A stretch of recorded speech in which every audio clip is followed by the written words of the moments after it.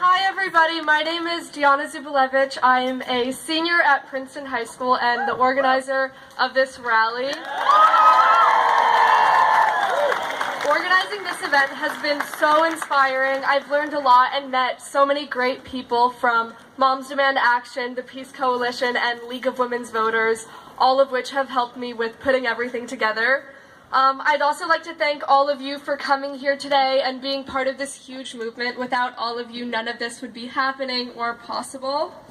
And so when I first decided to organize this march, I thought that the audience would consist of maybe a few of my friends and my family.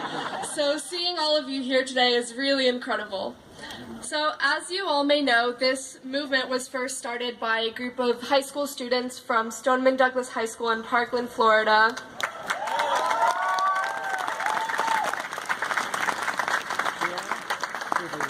They started this movement shortly after the mass shooting in their school on February 14th, which killed 14 students and 3 teachers, 17 people in total.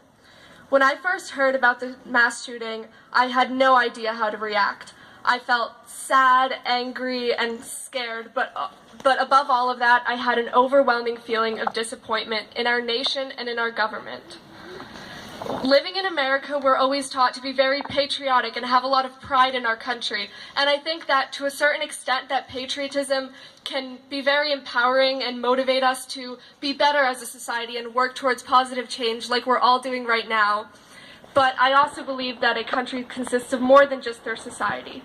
It's difficult for us to stay patriotic and keep our patriotism alive when the government's not listening to us. The government's not listening to families who have lost loved ones due to active gun violence. They're not listening to minority groups who have been disproportionately impacted by gun violence. And they're not listening to students who are scared to go to school every single day. Okay, awesome. One more time, if you're not currently getting information from Moms Demand Action, you're going to text the word READY to 64433. If you're a student, you're going to text the word STUDENTS to 64433. And afterwards, there's a mom's table over there. There's tables from all kinds of organizations all around, and please check us out. My morning started kind of early today because I met 2 of our buses that were taking folks to Washington, D.C. today. At 7 a.m., that's when my day started, 7 a.m. And we loaded 110 people onto buses that are now part of a demonstration in Washington, D.C. today, the March for Our Lives there, that is estimated to have 500,000 people.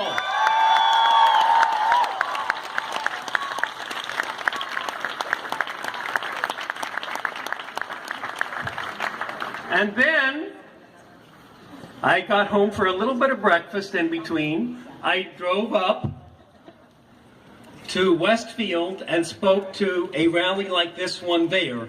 And there were over 1,000 people at that rally in Westfield.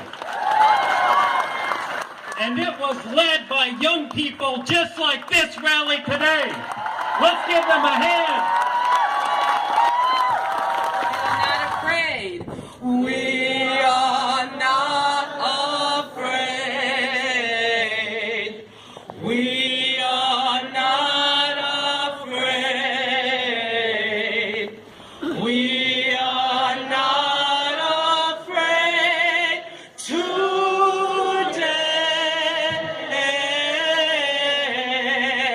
Oh, deep in my heart,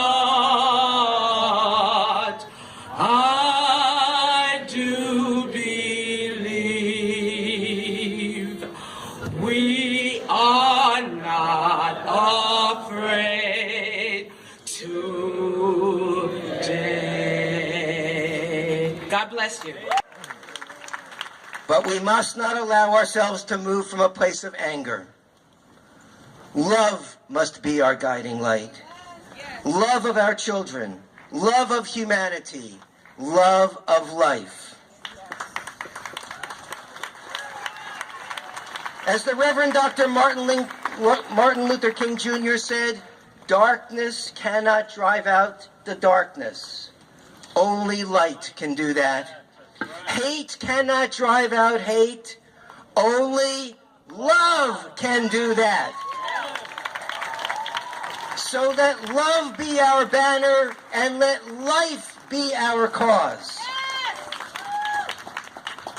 In his last words, Moses offered a warning and a charge that speaks to us across the generations to this moment here and now. He said, I call heaven and earth to witness against you this day. I was shocked to learn that this was a student who had been taken to a psych ward for an evaluation. This was an 18-year-old student who, in the words of my high school guidance counselor who conducted a threat assessment, had a documented history of extreme anger and difficulty controlling impulses. He threatened students and faculty with death on a regular basis and was suspended for lashing out. This was an 18-year-old who could buy a shotgun legally. These were all warning signs that were well documented months before he bought the shotgun himself. My school shooter passed a background check in 3 business days. She told me how kind he was. She told me how he got happily married and how he moved from Long Island to Colorado. And she told me how, alone one night in his car, he took his own life with a firearm. Get involved. Pressure your legislators to enact meaningful gun reform and be the change that this nation deserves. You all have the power to effect change. Do not let the opportunity for change slip through your fingers. Thank you. And he was my only biological child. He was affectionately known as Big Ben by his friends. And Amin loved his family. And he was a funny and kind-hearted young man. I was very proud to call him my son. And he also believed that if he led a good life, was a good person, that gun violence would not be affecting him. But now we are standing here, almost 5.5 years later, and I can say it does affect everybody in every town, no matter what color, no matter what race, no matter what religion. It can affect anyone at any time. This is from Cheryl Wheeler. Maybe it's the movies, maybe it's the books, maybe it's the bullets, maybe it's the real crooks, maybe it's the drugs, maybe it's the parents, maybe it's the colors everybody's wearing, maybe it's the president, maybe it's the last one, maybe it's the one before that, what he done, maybe it's the high schools, maybe it's the teachers, maybe it's the tattooed children in the bleachers, maybe it's the Bible, maybe it's the lack, maybe it's the music, maybe it's the crack, maybe it's the hairdos, maybe it's the TV, maybe it's the cigarettes, maybe it's the family, maybe it's the fast food, maybe it's the news, maybe it's divorce, maybe it's abuse, maybe it's the lawyers, maybe it's the prisons, maybe it's the senators, maybe it's the system, maybe it's the fathers, maybe it's the sons, maybe it's the sisters, maybe it's the moms, maybe it's the radio, maybe it's road rage,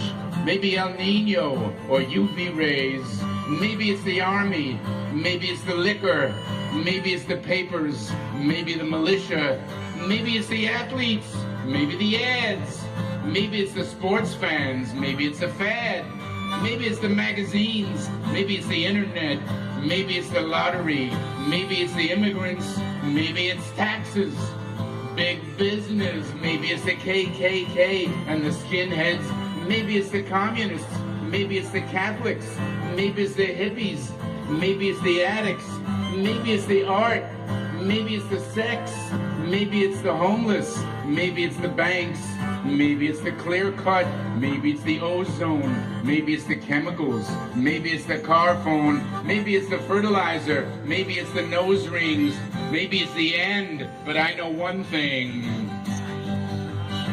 If it were up to me, I'd take away the guns.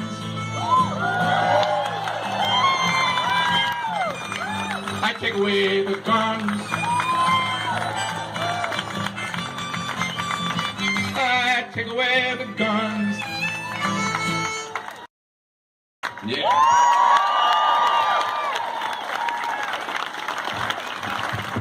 Yeah.